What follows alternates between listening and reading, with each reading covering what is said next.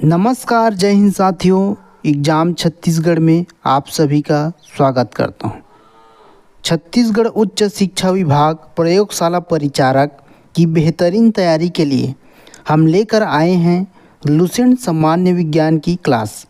अगर आप किसी भी वनडे एग्ज़ाम की तैयारी कर रहे होंगे उसके लिए भी यह क्लास जो है काफ़ी उपयोग होने वाला है। सबसे पहले हम भौतिक विज्ञान की क्लास पूरा करेंगे, उसके बाद रसायन विज्ञान और जीव विज्ञान की क्लास शुरू करेंगे। तो चलिए बिना टाइम वेस्ट करे आज की क्लास शुरू करते हैं। हमारा पहला प्रश्न है, कार्य का मात्रक है। आरआरबी 2005 में पूछा गया प्रश्न है। ऑप्शन में है ए जूल, बी न्यूटन, सी वाट, डी डाइन। तो कार्य का मात्रक क्या है? जूल है। सही उत्तर विकल्प है जूल। न्यूटन जो है बल की मात्रक है और डाइन भी बल की मात्रक है। एसआई पद्धति में बल की मात्रक न्यूटन होती है और सीजीएस पद्धति में बल की मात्रक डाइन होती है। तो आपको ज्ञात होना चाहिए बल की दो मात्रक होती है, न्यूटन और डाइन। वाट जो है शक्ति की इकाई है। चलिए अगला क्वेश्चन है, प्रकाश वर्ष इकाई है। दूरी की, समय की, प्रकाश तीव्रता की, द्रव्यमान की। तो सही उत्तर क्या होगा? दूरी की। प्रकाश वर्ष जो है दूरी की इकाई है। एक प्रकाश वर्ष बराबर 9.467 × 10⁻15 मीटर होता है। चलिए अगला क्वेश्चन है, एम्पियर मात्रक है।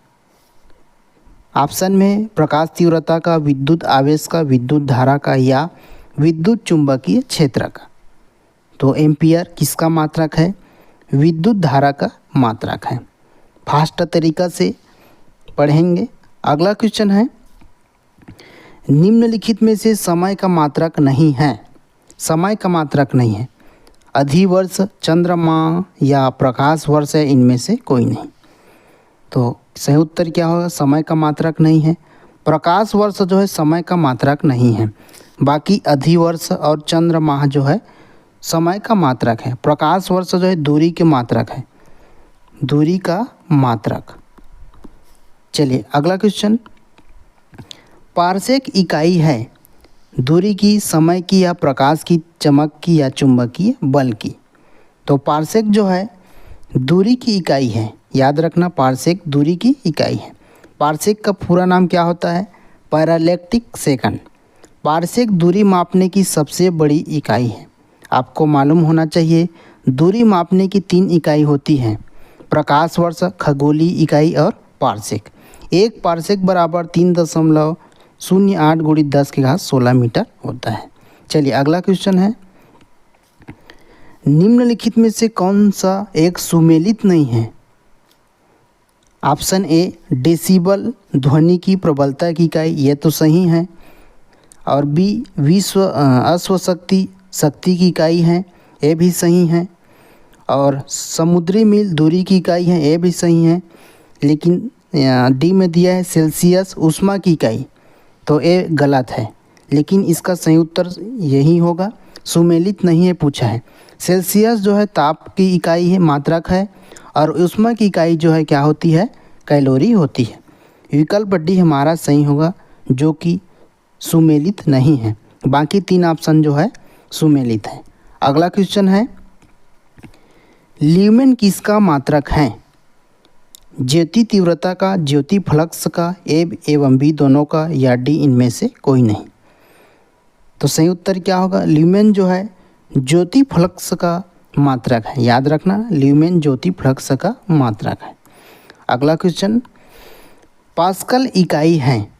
पास्कल इकाई है आर्द्रता की, दाब की या वर्षा की या तापमान की। तो सही उत्तर क्या होगा? विकल्प भी दाब की। पास्कल जो है दाब की इकाई है। अगला क्वेश्चन है, कैंडिला मात्रक है। किसका मात्रक है? ज्योति फ्लक्स, ज्योति प्रभाव, ज्योति दाब या ज्योति तीव्रता। तो कैंडिला ज्योति तीव्रता का मात्रक है, ज्योति तीव्रता। अगला क्वेश्चन, यंग प्रत्यास्थता गुणांक का एसआई मात्रक है। डाइन प्रति सेंटीमीटर, न्यूटन प्रति मीटर, न्यूटन मीटर वर्ग या मीटर वर्ग प्रति सेकंड। तो यंग प्रत्यास्थता गुणांक का सही मात्रक क्या है? न्यूटन प्रति मीटर वर्ग, विकल्प सी। अगला क्वेश्चन है, निम्नलिखित युग्मन में से किन भौतिक राशि के समान विमीय सूत्र नहीं है? ऑप्शन ए बल एवं दाब, बी कार्य एवं ऊर्जा, सी आवेग एवं संवेग, डी भार एवं बल। तो भौतिक राशि के समान विमीय सूत्र किसका नहीं है? तो बल एवं दाब, विकल्प ए हमारा सही होगा। अगला क्वेश्चन है, अदिश राशि है ऊर्जा, बल, आघूर्ण, संवेग या उपर्युक्त सभी। तो आपको बताना होगा इनमें से सही उत्तर अदिश राशि कौन सा है। तो सही उत्तर क्या होगा? ऊर्जा जो है एक सदिश अदिश राशि है। अदिश राशि के अंतर्गत कौन कौन सी आती हैं? दूरी, चाल, द्रव्यमान, आयतन और समय, ये सभी क्या है? अदिश राशि है। अगला क्वेश्चन है, निम्नलिखित में से अदिश राशि बताना है आपको, वेग, द्रव्यमान, समय या लंबाई। तो अदिश राशि सदिश राशि कौन सी है? वेग जो है सदिश राशि है।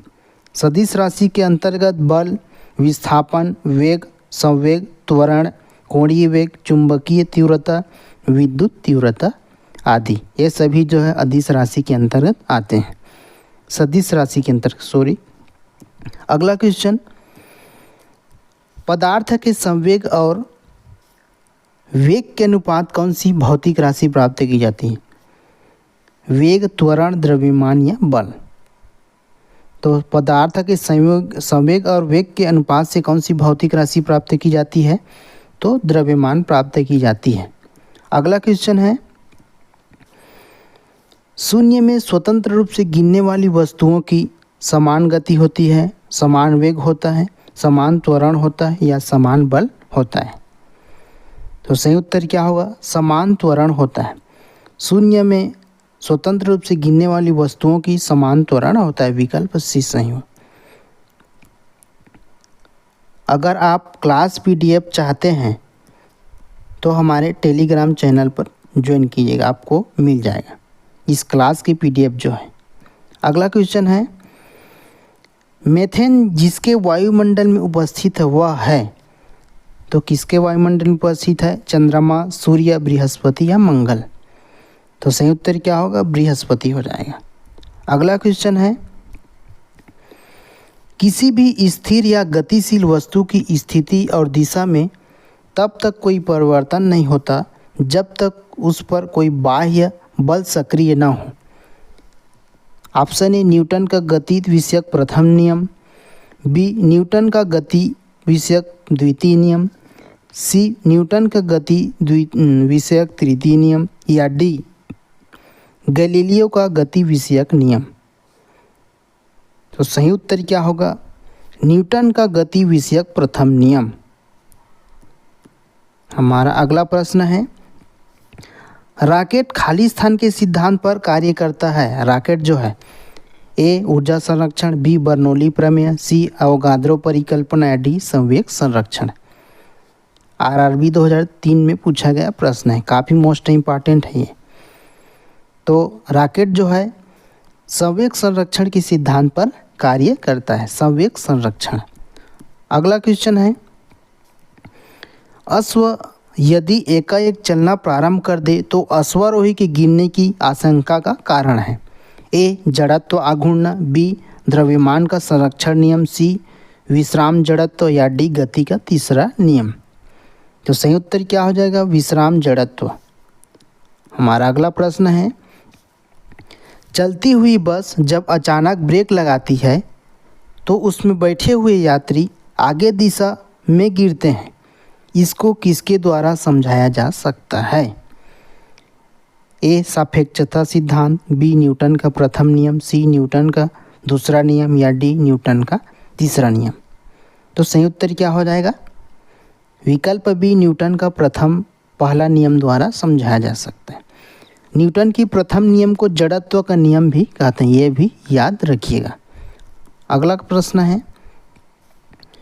बल का गुणनफल है ए द्रव्यमान और वेग का, बी द्रव्यमान और त्वरण का, सी भार और वेग का, या डी भार और त्वरण का। तो बल का गुणनफल क्या है? द्रव्यमान और त्वरण का गुणनफल है। अगला क्वेश्चन है,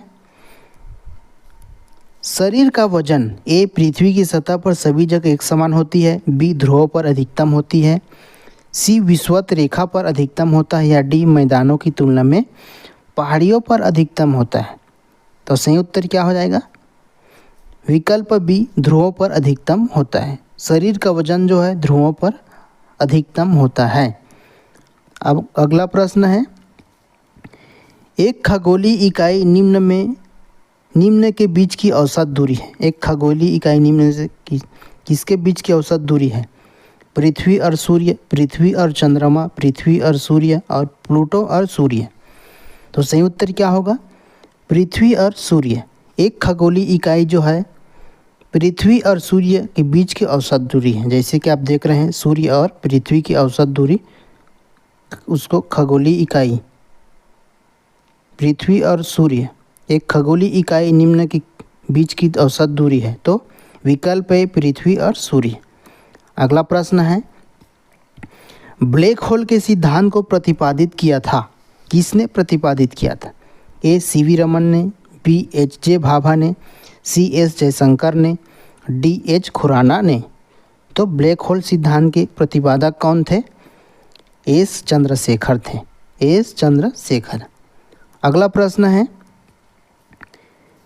एक अंतरिक्ष यात्री पृथ्वी तल की तुलना में चंद्र तल पर अधिक ऊंची छलांग लगा सकता है, क्योंकि ए वह चंद्रमा पर भारहीन होता है, बी चंद्रमा पर कोई वातावरण नहीं है, सी चंद्र तल पर गुरुत्वाकर्षण बल पृथ्वी तल की तुलना में अत्यल्प है, या डी चंद्रमा पृथ्वी से छोटा है। तो बताना होगा, एक अंतरिक्ष यात्री पृथ्वी तल की तुलना में चंद्र तल पर अधिक ऊंची छलांग लगा सकता है, क्योंकि चंद्र तल पर गुरुत्वाकर्षण बल पृथ्वी तल की तुलना में अत्यल्प है। विकल्प सी सही होगा। अगला प्रश्न है, तेज हवा वाली रात्रि में ओस नहीं बनती है, क्योंकि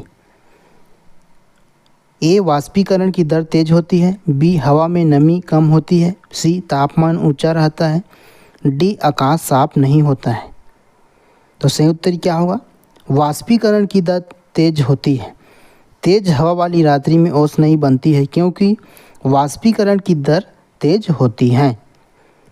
अगला प्रश्न है, जड़त्व आघूर्ण व कोणीय त्वरण का गुणनफल होता है। जड़त्व आघूर्ण व कोणीय त्वरण का गुणनफल होता है ए बल, बी टार्क, सी कार्य, डी कोणीय वेग। तो सही उत्तर क्या होगा? टार्क यानी बल आघूर्ण। टार्क जो है अंग्रेजी का वर्ण है। चलिए 28 नंबर पर है, जल के आयतन में क्या परिवर्तन होगा यदि तापमान 9 डिग्री सेल्सियस से गिराकर 3 डिग्री सेल्सियस कर दिया जाता है? ए आयतन में कोई परिवर्तन नहीं होगा, बी आयतन पहले बढ़ेगा बाद में घटेगा, सी आयतन पहले घटेगा और बाद में बढ़ेगा, डी पानी जम जाएगा। तो जल के आयतन में क्या परिवर्तन होगा यदि तापमान जो है 9 डिग्री सेल्सियस से गिराकर 3 डिग्री सेल्सियस कर दिया जाता है? तो सही उत्तर क्या होगा? आयतन पहले घटेगा और बाद में बढ़ेगा। हमारा अगला प्रश्न है, एक बीकर में पानी पर बर्फ तैर रही है। एक बीकर में पानी पर बर्फ तैर रही है। जब बर्फ पूर्णतः पिघल जाएगी तो बीकर में पानी का तल बढ़ेगा या घटेगा, या उतना ही रहेगा, या पहले बढ़ेगा बाद में घटेगा? तो सही उत्तर क्या हो जाएगा? उतना ही रहेगा। एक बीकर में पानी पर बर्फ तैर रही है, जब बर्फ पूर्णतः पिघल जाएगी तो बीकर में पानी का तल जो है उतना ही रहेगा। काफ़ी मोस्ट इम्पॉर्टेंट प्रश्न है। आरआरबी 2004, एमपीपीएससी 2009 में इस प्रश्न को पूछा गया था। हमारा अंतिम प्रश्न है, जब किसी बोतल में पानी भरा जाता है और उसमें जमने दिया जाता है तो बोतल टूट जाता है, क्योंकि ए पानी जमने पर फैलता है, बी बोतल हिमांक पर सिकुड़ती है, सी बोतल के बाहर का तापक्रम अंदर से ज़्यादा होता है, डी पानी गर्म करने पर फैलता है। तो सही उत्तर क्या होगा? पानी जमने पर फैल जाता है। जब किसी बोतल में पानी भरा जाता है और उसमें जमने दिया जाता है तो बोतल जो है टूट जाता है, क्योंकि पानी जमने पर फैलता है। यह क्लास जो है आपको कैसा लगा हमें कमेंट सेक्शन में ज़रूर बताइएगा, ताकि हम इसी तरह की सीरीज को आगे बढ़ाते रहेंगे। फिर मिलते हैं अगले क्लास में, तब तक के लिए जय हिंद, जय भारत।